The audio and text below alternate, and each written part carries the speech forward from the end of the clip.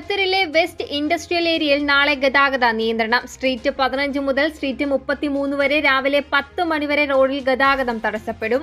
ഖത്തറിൽ മഴയ്ക്ക് വേണ്ടി ഇസ്തിസ്ക പ്രാർത്ഥന നടന്നു. ലുസൈൽ ഗ്രൗണ്ടിൽ നടന്ന പ്രാർത്ഥനാ ചടങ്ങിൽ Emir Sheikh Tamim bin Hamad Al Thani പങ്കെടുത്തു. ഖത്തർ വേദിയാകുന്ന ഫിഫ ഇന്റർ കോണ്ടിനെന്റൽ കപ്പ് മത്സരത്തിന്റെ ടിക്കറ്റ് വിൽപ്പന നവംബർ 21 മുതൽ. വിസ കാർഡ് ഹോൾഡേഴ്സിന് ഇന്നു മുതൽ പ്രീ സെയിലിൽ ടിക്കറ്റുകൾ ലഭിക്കും. റാസൽ ഖൈമയിൽ അധ്യാപകർക്ക് ഗോൾഡൻ വിസ.